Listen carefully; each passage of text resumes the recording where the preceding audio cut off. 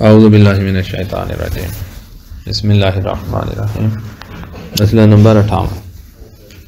اب ہے کہ ایک شخص پیشاب یا پاخانہ کرنا چاہتا ہے، آگے لوگ ہیں، ادھر منہ کرتا ہے تو لوگ ہیں، ادھر منہ کرتا ہے تو لوگ ہیں، تو پھر اس کو جو ہے کوئی اور مشرق دائیں طرف بھی، شمال میں بھی لوگ ہیں، جنوب میں بھی لوگ ہیں، اس کو یا تو مغرب کی طرف منہ کر کے بیٹھنا ہوگا قبلہ رخ، یا پشت کر کے بیٹھنا ہوگا، تو اب کیا کرے، مجبوری ہے، تو پیشاب روک نہیں سکتا، فرض کرو اتنا زیادہ اس کا مسئلہ بنا ہوا ہے، شوگر ہے اس کو، فرض کرو، تو اب اس کی مجبوری بن گئی ہے، تو مجبوری کی صورت میں وہ مشرق کی طرف منہ کر لے اور قبلہ کی طرف پشت ہو جائے، اور اگر ادھر بھی نہیں ہو سکتا، تین طرف لوگ ہیں، تو پھر اب مجبوری ہے اس کی، قبلہ رخ بیٹھنا پڑے گا، تو اس صورت میں بیٹھنا حرام نہیں ہوگا۔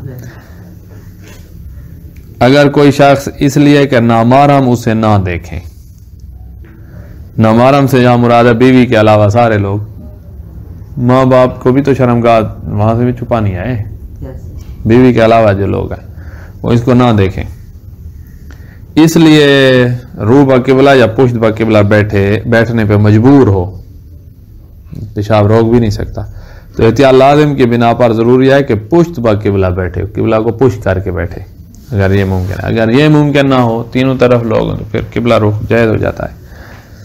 اچھا، بچے کو پیشاب کے لیے بیٹھانا ہے، تو بچہ ابھی مکلف نہیں ہے، بالغ نہیں ہوا ہے، بالغ شخص پر احکام آتے ہیں حلال حرام کے، واجب حرام مکروہ مستحب یہ چیزیں، تو بچے کو اگر پیشاب کرانا ہے کسی نے، تو احتیاط مستحب اس کے لیے یہ ہے، یعنی بہتر یہ ہے کہ بچے کو قبلہ رخ یا قبلہ کی طرف کچھ کر کے نہ بٹھائے، دائیں بائیں منہ کر کے بٹھائے،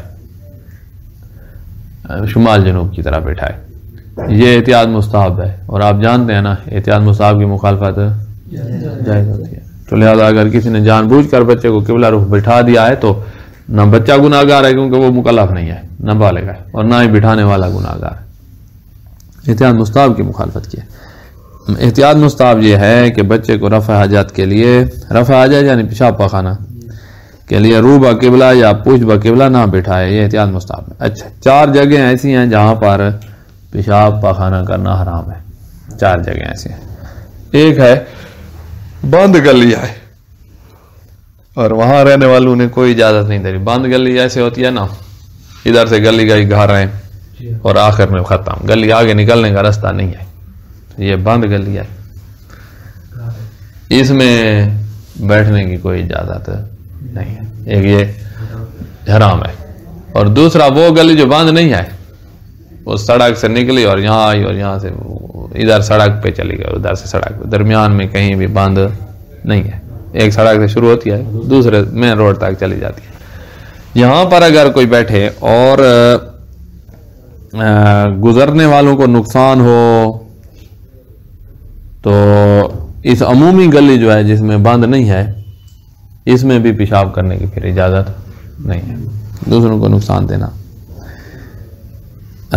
ایک یہ دوسرا، کسی کی شخصی ملکیت ہے، کسی کا گھر ہے، اس میں جا کر کوئی پیشاب کرنے جائے، اس نے اجازت نہیں دی ہے، ان کی لیٹرین میں جا کر پیشاب کرنا چاہتا ہے، ان کی اجازت نہیں ہے، شخصی ہے جگہ، تو نماز پڑھنے کی اجازت نہیں ہے، جب وہ راضی نہ ہو تو طہارت کرنا چاہتا ہے، تو اجازت پھر نہیں ہے، اس کی شخصی زمین ہے، منع کرتا ہے تو کسی کے لیے بھی اجازت نہیں ہے۔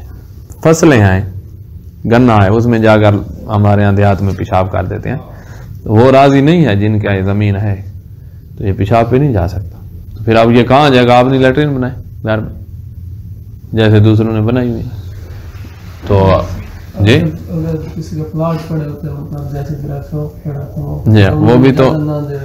وہ بھی تو ملکیت ہے ان کی، جس کا ہے، لہذا جس کی شخصی ملکیت ہے وہاں پر اس کی اجازت کے بغیر نہیں، وہ منع کرتا ہے تو نہیں کر سکتا، اگر اطمینان ہے کہ وہ راضی ہے پھر جائز ہے۔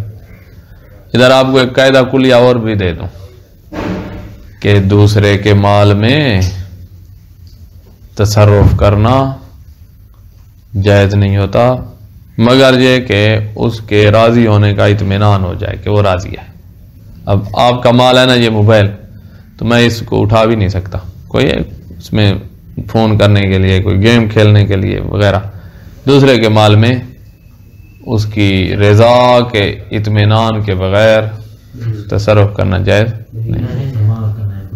اب اور پکا کر کے قاعدہ آپ کو لکھواؤں، جہاں تک ممکن ہے دوسرے کے مال میں اس کی رضا کے اطمینان کے بغیر تصرف سے اجتناب کرنا ہے۔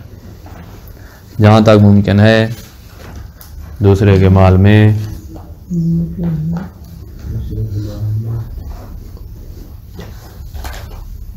عربی میں لکھا تھا تو بڑا اچھا تھا، جہاں تک ممکن ہے دوسرے کے مال میں اس کی رضا کے بغیر، اس کی رضا کے اطمینان کے بغیر تصرف کرنا جائز نہیں۔ جہاں تک ممکن ہے دوسرے کے مال میں اس کی رضا کے اطمینان کے بغیر تصرف کرنا جائز نہیں۔ ایک کاپی یا کوئی ایسا ہو نا آپ کے پاس،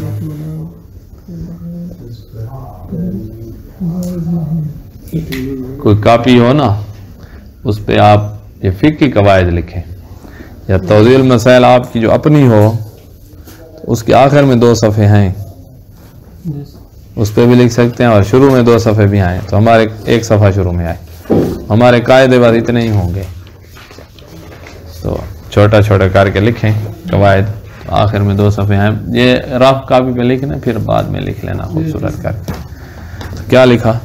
جہاں تک ممکن ہے دوسرے کے مال میں اس کی رضا کے اطمینان کے بغیر تصرف کرنا جائز نہیں۔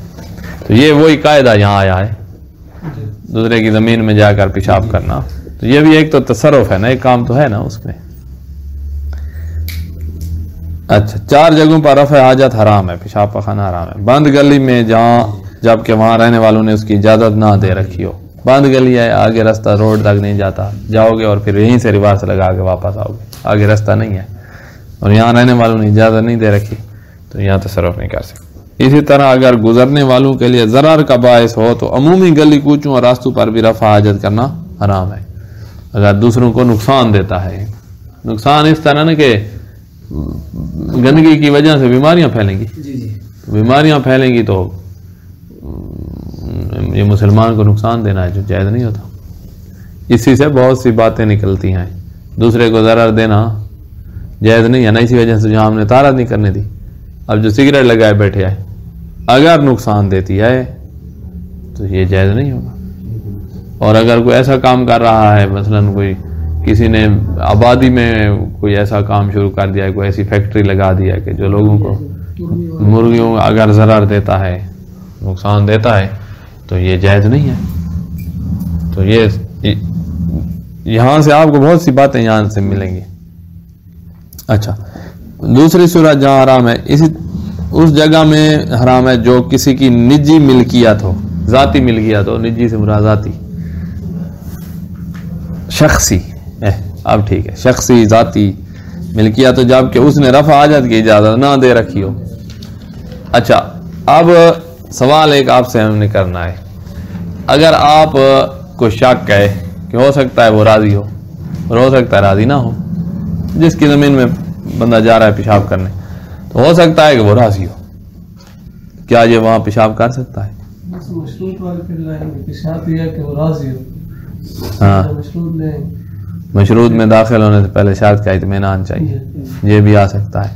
اور یہ جو ابھی ہم نے قاعدہ لکھا ہے، اس میں ہم نے کیا لکھا ہے کہ رضا کا اطمینان ہو، اس کو اطمینان نہیں ہے، اس کو شک ہے، پتہ نہیں وہ راضی ہے یا نہیں ہے، تو جہاں شک ہے وہاں پیشاب نہیں کر سکتا، اطمینان چاہیے۔ اچھا، نمبر 3، تیسری جگہ جہاں پیشاب کرنا حرام ہے وہ جگہ جو مخصوص لوگوں کے لیے وقف ہے، جیسے مدرسہ ہے، طالب علموں کے لیے اس کی واش روم وقف ہے اور کوئی استعمال نہیں کر سکتا، جو طالب علم نہیں ہے وہ کہیں اور جائے، تو یہاں پر اگر کوئی داخل ہو کے طہارت کر رہا ہے تو یہ اس کے لیے جائز نہیں ہوگا۔ اسی طرح مسجد ہے، اس کی لیٹرین اور وضو خانہ جو ہے وہ وقف ہے انہی لوگوں کے لیے جو اسی مسجد میں نماز پڑھیں گے، اور آپ جو ہے وہاں نماز نہیں پڑھنا چاہتے، آپ وضو کر کے جانا چاہتے ہیں، طہارت کر کے کہیں جانا چاہتے ہیں، تو آپ کے لیے طہارت جائز نہیں ہے اور وضو بھی جائز نہیں ہے، کیونکہ وہ اس جگہ کے لیے خاص ہے اور آپ وہاں نماز پڑھنا ہی نہیں چاہتے.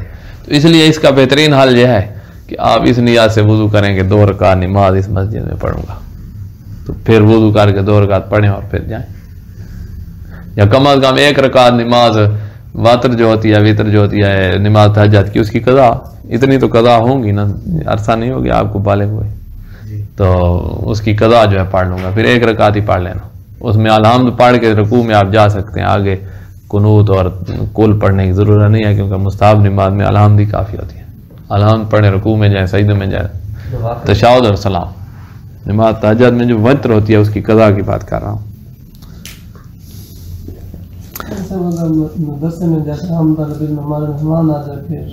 اتنی مدرسے والے رکھتے ہیں نا اجازت، وہ ایسے نہیں رکھتے. اگر ہم یہاں بنا دیں نا سارا بازار یہیں آ جائے، پھر صفائیوں والے بندے رکھو اور پھر ان کی خدمت کے لیے بنائی ہیں. پھر ہم نے مدرسوں والے اس لیے سب کے لیے اجازت نہیں رکھتے، طالب علموں کے لیے، اور طالب علم کا کوئی مہمان آ گیا تو اس جیسے ایک بم کر دیا اور اس میں ایک بندہ کرتے حاضر کر دے، معلوم نہ ہو کہ اجازت ہے یا نہیں، پھر وہی شک ہے، شک ہے اجازت ہے یا نہیں ہے. جب شک ہو تو ہمارا قاعدہ کہ تو میں اطمینان کا لفظ کر کے آئے، جائز نہیں ہے. یہ آپ خود بنا سکتے ہیں اس قاعدے سے، اس لیے آپ کو وہ دے رہے ہیں ہم، فقہ کی بنیادیں آپ کی سیٹ ہو رہی ہیں. اچھا، چوتھا، مومنین کی قبروں پر، اس میں مومنین کی توہین ہے قبروں پر. اسی طرح کوئی ایسے مقامات پہ کرنا جہاں توہین کا پہلو لازم ہے اور توہین وہاں جائز نہ ہو، مثلا حرم کے سین میں جائز نہیں ہے، تو ایسی جگہ پہ کرنا پھر جائز نہیں ہو. مسجد کی دیواروں پہ توہین لازم آتی ہے، بیرونی دیوار، اندر سے تو نجس کرنا حرام ہے، بیرونی دیوار جو ہے اس کی اوپر اگر کیا جائے تو توہین لازم آتی ہے، تو یہاں بھی جائز نہیں ہوگا. نمبر 3، ان جگہوں پر جو مخصوص لوگوں کے لیے وقف ہو، مثلا مدرسے نہ کر سکتے. مومنین کی قبروں پر جب کہ اس فعل سے ان کی بے حرمتی یعنی توہین ہوتی ہو، بلکہ اگر بے حرمتی نہ ہو بھی ہوتی ہو، بے حرمتی نہ ہوتی ہو تو تب بھی وہاں نہیں کر سکتے، کیونکہ اس زمین کے جو مالک ہیں وہ کب راضی ہیں کہ ان کی قبروں کے ساتھ پیشاب کیا جائے. بے حرمتی نہ ہو تو وہ والی وجہ آ جائے گی کہ نجی ملکیت ہے، شخصی ملکیت ہے جن کی. ہاں اگر وہ زمین ایسی ہے کہ مباح ہے، حکومتی کوئی زمین تھی، انہوں نے کہا کہ یہ شہر والوں کے لیے، شہر والوں نے وہاں قبریں شروع کر دی ہیں، پہلے پیشاب کرتے تھے اب قبریں شروع کر دی. اب جا کے کوئی پیشاب کر رہا ہے، قبر کے اوپر نہیں کر رہا لیکن اس زمین میں کر رہا ہے، 4 دیواری آئی ہوئی ہے، ابھی قبروں کے اوپر، قبریں مثلا ادھر ہیں اور یہ ادھر کر رہا ہے، تو کوئی حل نہیں ہوگی پھر، کیونکہ قبروں پہ نہیں ہو رہا کہ توہین بنے، اور شخصی ملکیت بھی نہیں ہے، عمومی ہے، تو پھر اس وجہ سے پھر وہ حرام نہیں ہوا ہے. مومنین کی قبروں پر جب اس فعل سے اس کی بے حرمتی ہوتی ہے، بلکہ اگر بے حرمتی نہ بھی ہوتی ہو تو بھی جائز نہیں ہے، وہ شخصی صورت والی. ہاں اگر زمین بالاصل مباح ہو، شروع سے زمین مباح ہے اس کام کے لیے، تو کوئی حرج نہیں ہے، پھر وہاں کر سکتا ہے. قبروں پہ تو نہیں کر رہا، ادھر علیحدہ ہو کے اسی زمین میں کر سکتا ہے. یہی صورت اس جگہ کیا جہاں رفع حاجت دین یا مذہب کے مقدسات کی توہین کا سبب ہو. ایسی جگہ پیشاب کر رہا ہے جہاں مذہب کی یا دین کے جو مقدسات ہیں ان کی توہین ہوتی ہے، تو یہاں پیشاب کی اجازت نہیں ہے. اچھا، 3 صورتوں میں، مسئلہ نمبر 61، 3 صورتیں ہیں جہاں پر پاخانے کا جو مقام ہے، پاخانے کا مقام جو جس کو مقعد کہتے ہیں، وہ سوراخ جہاں سے پاخانہ نکلتا ہے، یہ والی جگہ 3 صورتوں میں یہ پانی سے ہی دھونی ہے. اس کے علاوہ اس کو اگر صاف کر لیا جائے ڈھیلے سے یا کپڑے سے یا ٹیشو پیپر سے اچھی طرح صاف کہ کچھ بھی نہ بچے، یہ پاک ہو جاتی ہے. پاخانے کا مقام، جو چھوٹے پیشاب کا مقام ہے، وہ پانی کے علاوہ سے پاک ہو ہی نہیں سکتا. تو یہ والا جو ہے پاخانے کا مقام، یہ اس کا قاعدہ کلیہ یہ ہے کہ پاخانے کا مقام پانی کے علاوہ چیزوں سے پاک ہو سکتا ہے، وہ چیزیں آ رہی ہیں، لیکن اس قاعدے میں سے 3 مورد استثناء ہے کہ اس کو بھی پانی سے ہی پاک کیا جائے گا. ان 3 موارد میں، ان 3 کے علاوہ میں آپ اس کو ٹیشو پیپر سے پاک کر سکتے ہیں. سمجھ آئی؟ 3 صورتوں میں فقط پانی سے پاک ہوگا مقعد. نمبر 1، پاخانے کے ساتھ کوئی اور نجاست، مثلا خون باہر آیا ہو، اب خون ہے بواسیر وغیرہ کی وجہ سے، تو اب پانی سے ہی یہ جگہ پاک ہوگی، پانی کے علاوہ چیزوں سے پاک نہیں ہو سکتی. دوسرا، کوئی بیرونی نجاست مقعد پر لگ گئی ہو، بیرونی نجاست مقعد پہ لگ گئی ہے، وہی پیشاب کیا نیچے، اس کے چھینٹیں اڑ کر مقعد پہ لگ گئی، تو اب پانی سے ہی پاک ہوگا، پانی سے ہی پاک ہوگا. تو بیرونی نجاست لگ جائے یا اندرونی نجاست، ادھر یہی لکھ دیتے نا، پاخانے کے علاوہ کوئی نجاست لگی ہوئی ہو، بس پانی سے ہی پاک ہوگا. تو وہ پاک جو ٹیشو پیپر سے ہوتا ہے وہ صرف پاخانہ ہی ہو تو پاک ہوتا ہے، پاخانے کے علاوہ کوئی نجاست لگی ہو تو پاک نہیں.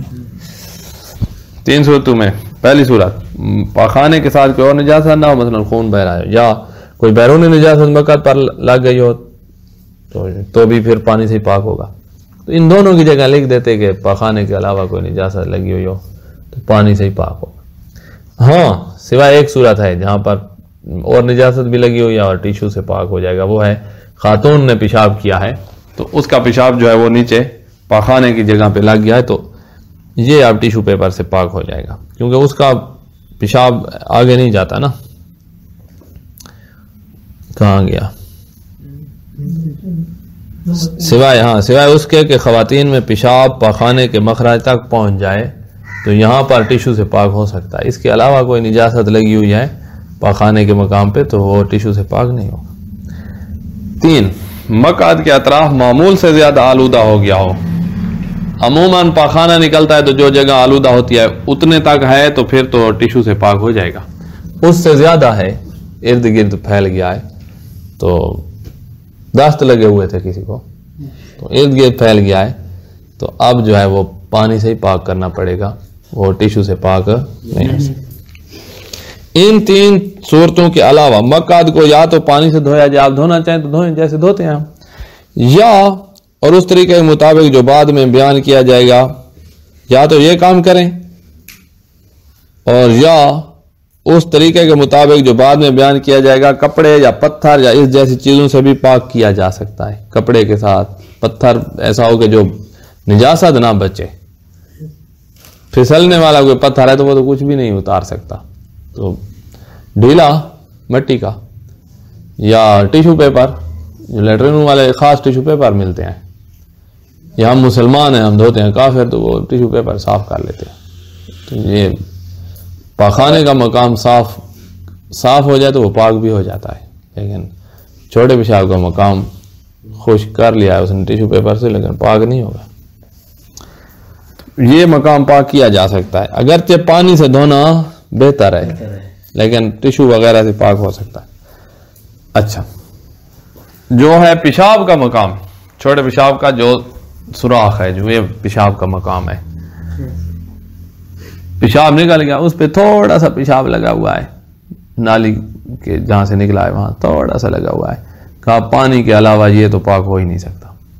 پاخانے کا مقام تھا جو پانی کے علاوہ چیزوں سے پاک ہو سکتا ہے، پیشاب کا مقام بالکل ناممکن ہے، اس میں حکم ہی یہ ہے کہ وہ پانی سے پاک کرو. پانی نہیں ہے تو وہ پاک نہیں ہوگا، چاہے آپ نے ٹیشو سے بالکل صاف کر لیا ہے. اچھا، پیشاب کا مخرج پانی کے علاوہ کسی چیز سے پاک نہیں ہوتا، پانی کے علاوہ کسی چیز سے پاک نہیں ہوتا، اور اسے ایک مرتبہ دھونا کافی ہے. اچھا، یہ اب نئی بات آ رہی ہے. ہم نے کیا پڑھا ہے؟ پیشاب سے بدن اگر نجس ہو تو جاری کے علاوہ ہر پانی میں 2 مرتبہ. اب یہ پیشاب سے وہ سوراخ جو ہے وہ نجس ہے تو کہا اس کو 1 دفعہ دھوئیں. کس پانی میں 1 دفعہ دھوئیں؟ جاری میں یا جاری کے علاوہ؟ کہا ہر پانی میں 1 دفعہ. تو اب یہ اس قاعدے میں ہمارے میں چلا گیا. ہمارا قاعدہ کیا تھا کہ ہر چیز کو، جو چیز بھی جس پانی سے نجس ہو جائے، جو چیز بھی جس نجاست سے نجس ہو جائے، جس پانی میں دھوئیں 1 دفعہ. یہ ہمارا قاعدہ. اس میں یہ جگہ بھی قاعدے میں داخل ہے. قاعدے سے مستثنا تھیں 2 باتیں. ایک یہ ہے کہ بدن یا لباس پیشاب سے نجس ہو جائے تو اس کو 2 دفعہ ہے، غیر جاری میں 2 دفعہ، جاری میں 1 دفعہ. اور دوسرا تھا بردان کی اندرونی جانب نجس ہو جائے تو وہ 3 دفعہ دھوئی جاتی ہے یا 7 دفعہ دھوئی جاتی ہے، وہ بھی قاعدے سے خارج ہے. ورنہ قاعدہ ہمارا کیا ہے، جو چیز بھی جس نجاست سے نجس ہو جائے، جس پانی میں دھو رہے ہوں ایک دفعہ وہ ایسے ہو کہ زائل کر دے سب کچھ کو، نجاست زائل کر دے، اس کو ہم کہتے ہیں غسلہ مزیلہ. مزیلہ یعنی زائل کر دینے والا. غسلہ مزیلہ کافی ہے، یہ ہمارا قاعدہ ہے.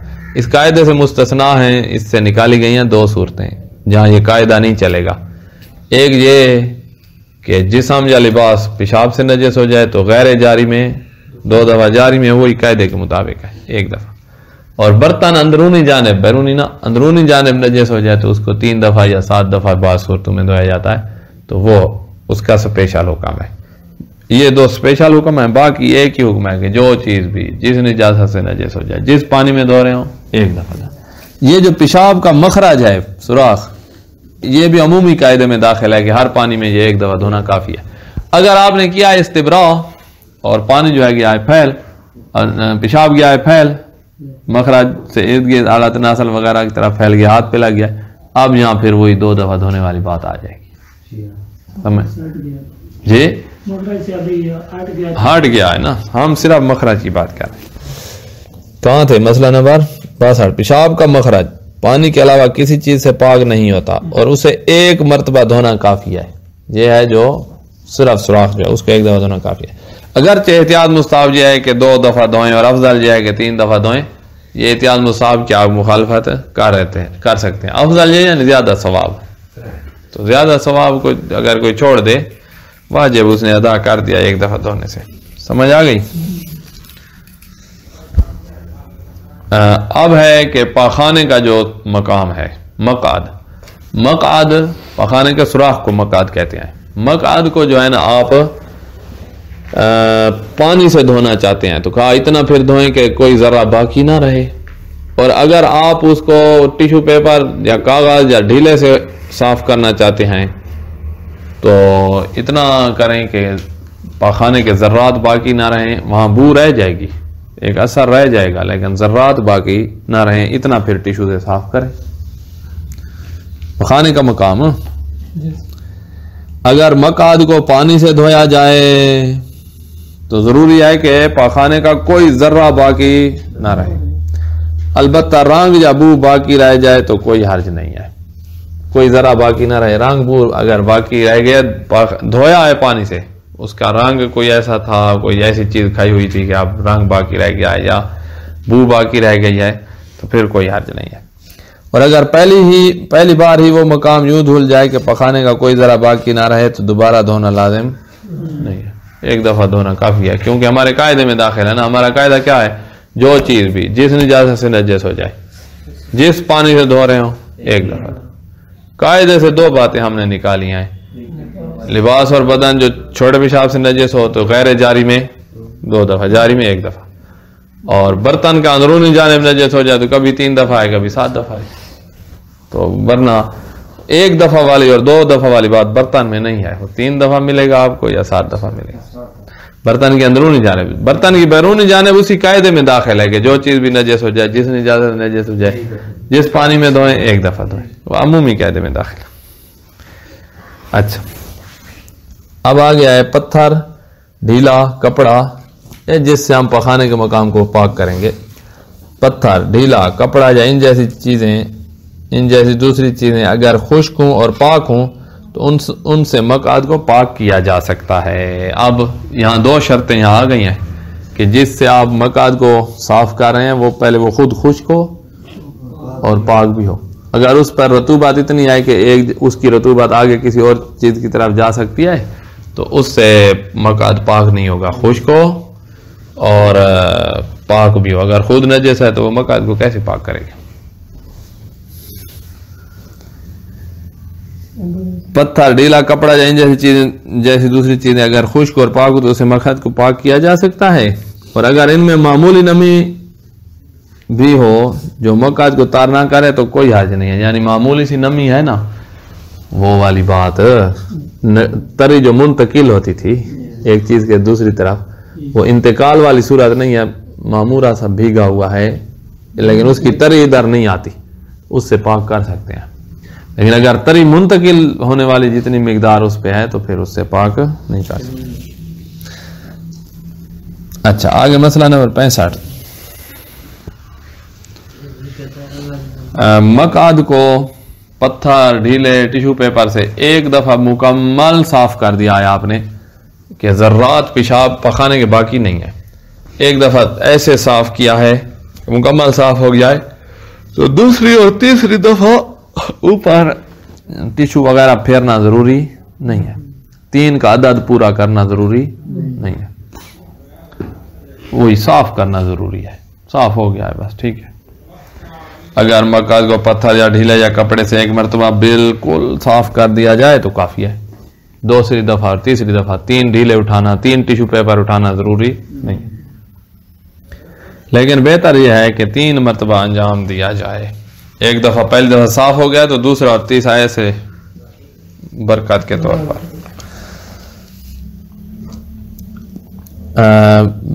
لیکن بہتر یہ ہے کہ 3 مرتبہ انجام دیا جائے بلکہ جس چیز سے صاف کیا جائے اس کے بھی 3 ٹکڑے ہوں. ٹیشو بھی 3 اٹھائیں. ایک ٹیشو بڑے والا اٹھایا ہے اس سے 3 دفعہ صاف کر لے. پہلی دفعہ سے صاف سے پاک ہو گیا 3 دفعہ آپ نے کیا ہے تو ٹھیک ہے. لیکن بہتر اس سے یہ ہے کہ ٹیشو ہی 3 اٹھائیں. اور اگر 3 ٹکڑوں سے صاف نہ ہو تو اتنے مزید ٹکڑوں کا اضافہ کرنا ضروری ہے کہ مقعد بالکل صاف ہو جائے. 3 سے صاف نہیں ہوا ہے تو چوتھا اٹھا لو 5واں اٹھا لو تو جتنے سے صاف ہو جائے اتنے تک چلے جاؤ آگے. البتہ اگر اتنے چھوٹے ذرات باقی رہ جائیں جو عام طور پر دھوئے بغیر نہیں نکلتے تو کوئی حرج نہیں ہے. اب یہاں دھونے اور اس کا فرق دیکھو. یہ تھوڑا دقیق ہے مسئلہ دیکھو توجہ. دھویا ہے نا چھوٹے ذرات بھی معاف نہیں ہے بالکل صاف ہو. بو اور رنگ باقی رہ جائے تو وہ ذرات نہیں ہے. بو اور چیز ہے اور ذرات اور چیز ہے. ہم کہتے ہیں کہ دھوتے ہوئے کوئی ذرا بھی باقی نہ رہے چھوٹا بڑا. اگر ٹیشو سے صاف کیا ہے اور چھوٹے باریک ذرات باقی رہ گئے ہیں جو دھونے کے علاوہ نہیں جا سکتے تو کوئی حرج نہیں ہے. پاک ہے پھر پاک ہے. یہ فرق ہوا نا دھونے اور اس کا. اچھا تو لہذا اسی وجہ سے دھونے والا کام اچھا ہے. اس میں چھوٹے ذرات بھی باقی نہیں رہتے سب کچھ صاف ہو جاتا ہے. کون سے مسئلے پہ 66. اب ہے کہ مقعد کو ایسی چیزوں سے پاک کرنا جن میں توہین کا پہلو ہو. کاغذ سے پاک کرے اس کاغذ پہ اللہ یا نبی یا کسی امام کا نام لکھا ہوا ہے تو یہ حرام ہے. مقعد کو ایسی چیزوں سے پاک کرنا جن کا احترام لازم ہو مثلا کاپی یا اخبار کا ایسا کاغذ جس پر اللہ نبیوں کے نام لکھے ہوں تو یہ جائز نہیں ہے حرام ہے. مقعد کو ہڈی یا گوبر سے پاک کرنے میں کوئی اشکال نہیں ہے. گوبر حیوانوں کی گوبر ہڈی بعض روایات میں ان سے منع کیا گیا ہے لیکن وہ روایات جو ہے نا شاید ان کی سند میں کوئی مسئلہ ہے. ضعیف راوی ہوں گے جس وجہ سے ان روایات پہ سید کہہ رہے ہیں ہم عمل نہیں کرتے. روایت ضعیف ہیں تو ہڈی اور گوبر سے بھی ہو جائے گا. ہمیں چاہیے ایسی چیز جس سے سب کچھ ہم اکھیڑ لیں کچھ بھی نہ بچے. ہمیں ایسی چیز چاہیے تو گوبر سے بھی ہو سکتا ہے. مسئلہ 67. اب یہاں پر آئے گا استصحاب. دیکھنا ایک شخص کو شک ہو کہ مقعد پاک کیا ہے یا نہیں تو جب اس نے پاخانہ کیا تھا تو جگہ تو نجس ہو گئی تھی نا. اب اس کو شک ہے کہ پاک کیا ہے یا نہیں تو نجاست یقینی ہے. پاک کرنے میں شک ہے یقین کو کھینچ کر لے آئے نجس ہے. سمجھ آ گئی. پاک اب کرنا پڑے گا. نجاست کو کھینچ کر ہم لے آئے ہیں. اگر ایسا شک ہو کہ مقعد پاک کیا یا نہیں تو اس پر لازم ہے کہ اسے پاک کرے. یہ استصحاب ہو گیا. کسی اور کو سمجھ آئے نہ آئے آپ کو آ گئی ہوگی استصحاب ہو گیا. یہاں اگرچہ پیشاب یا پاخانہ کرنے کے بعد وہ عادتاً ہمیشہ متعلقہ مقام کو فوراً پاک کرتا ہے. اس کی عادت یہ ہے کتنے سالوں سے کہ وہ فوراً پاک کرتا ہے. اب وہ بہر آیا اس کو شک ہے کہ پتہ نہیں پاک کیا ہے یا نہیں تو استصحاب جاری ہوگا. پہلے نجس تھا اب بھی نجس ہے لہذا جاؤ اور پاک کر. جب نجس ہے تو پھر جائے اور پاک کرے. سمجھ آ گئی. اب یہاں قاعدہ صحت آ رہا ہے یا قاعدہ فراغ آ رہا ہے. ابھی میں آپ کو وہ قاعدہ سمجھاتا ہوں. مسئلہ نمبر 68 میں وہ یہ ہے کہ آپ نے کوئی عمل کیا. عمل سے فارغ ہونے کے بعد آپ کو شک پڑے کہ عمل صحیح کیا ہے یا غلط، یہ جب شک ہو نا تو یہاں فارغ ہو گئے نا عمل سے، عمل کے دوران نہیں ہوا، عمل کے بعد ہوا کہ صحیح کیا ہے یا غلط کیا ہے، صحیح ہے یا صحیح نہیں ہے، تو یہاں قاعدہ فراغ جاری ہوتا ہے کہ آپ کا عمل صحیح ہے، آپ کا عمل صحیح ہے. بس یہ ہو عمل کے بعد، عمل کے وضو کے دوران بندہ وضو کر رہا ہے اور شک پڑ جائے وضو صحیح ہے یا نہیں ہے، پھر سے کرو. تو ایک بندہ عمل سے فارغ ہو گیا ہے، اس کے بعد اس کو شک ہوا ہے تو پھر قاعدہ فراغ جاری ہوگا. مثلا نماز پڑھ رہا ہے اور رکوع سے اٹھا ہے اور شک ہے کہ صحیح کیا ہے یا صحیح نہیں کیا ہے، سجدہ کر کے اٹھا ہے اس کو شک ہے صحیح کیا ہے یا نہیں، تشہد پڑھ لیا ہے اٹھ کھڑا ہوا ہے، قیام میں اس کو شک ہوا ہے، فارغ ہو گیا نا تشہد سے، اٹھا بھی نہیں ہے، وہ اٹھ رہا تھا تو بھی تو فارغ ہو گیا ہے نا. تو ایسے اٹھ رہا تھا اور اس کو شک پڑ گیا صحیح ہے یا صحیح تشہد نہیں پڑا، تو آپ شک کی پرواہ نہ کرو، صحیح ہے. تو اس کو ہم قاعدہ صحت بھی کہہ سکتے ہیں، قاعدہ فراغ بھی کہہ سکتے ہیں. فارغ ہونے کے بعد یہ شک ہوتا ہے نا. اگر تشہد کی حالت میں شک ہو کہ میں صحیح انجام، ابھی اٹھا نہیں تھا وہیں بیٹھا تھا اور شک پڑ جائے کہ صحیح انجام دیا یا نہیں، تو پھر سے پڑھے کیونکہ فارغ ہی نہیں ہوا ہے نا. تو قاعدہ فراغ یہ ہے کہ کسی عمل سے مکمل فارغ ہونے کے بعد اس عمل کی صحت اور بطلان کا شک ہو تو صحت پر بنا رکھی جائے گی. عمل سے فارغ ہونے کے بعد، اگر کسی عمل سے فارغ ہونے کے بعد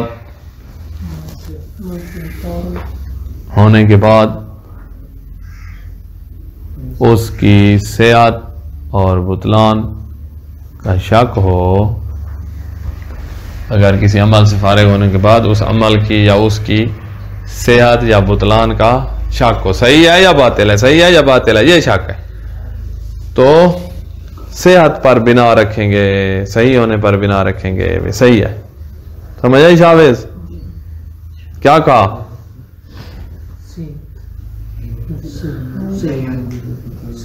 کسی عمل سے فارغ ہونے کے بعد اس عمل کے صحیح ہونے یا باطل ہونے کا شک ہو تو وہ عمل صحیح تصور کیا جائے گا، صحیح ہے. قاعدہ فراغ کہتے ہیں اس کو.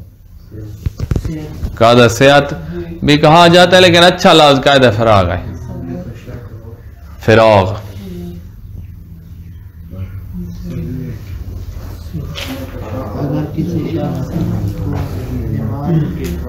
سمجھ آ گئی؟ اب آپ نے قاعدہ فراغ پڑھ لیا ہے.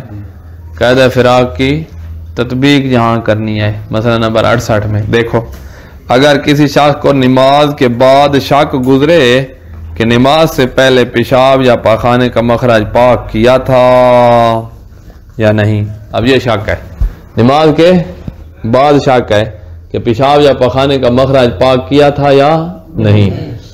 اگر پاک کیا تھا تو میری نماز صحیح ہے، اگر پاک نہیں کیا تھا تو میری نماز صحیح نہیں ہے.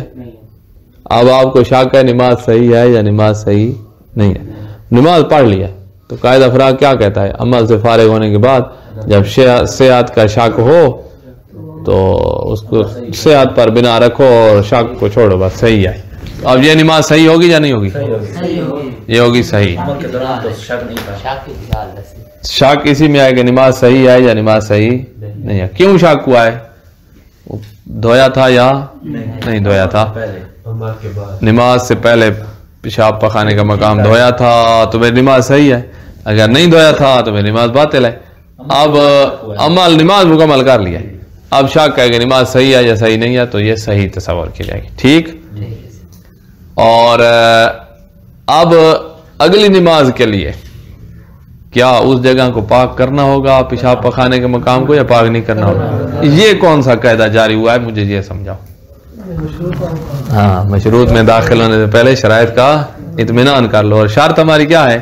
پاک ہو. اور آپ کو شک ہے پاک ہے یا پاک نہیں ہے، تو آپ نے اگلی نماز کے لیے پاک کرنا ہوگا اور اس کے بعد داخل ہوگا. تو یہ قاعدہ شرط داخل ہوگا، یہاں جاری کر دیا ہے.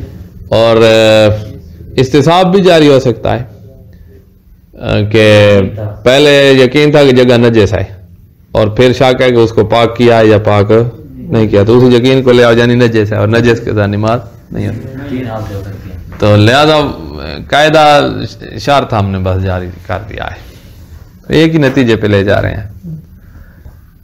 جب آپ قابل ہو جاؤ گے نا آگے والی کتاب میں، تو پھر ہم آپ کو قاعدے ٹکرا کر دکھائیں گے پھر کیا ہوتا ہے، ان کے ٹکرانے سے کون غالب آ جاتا ہے اور کون مغلوب، کون جیت جاتا ہے اور کون ہار جاتا ہے، یہ والی باتیں آگے ہوتی ہیں۔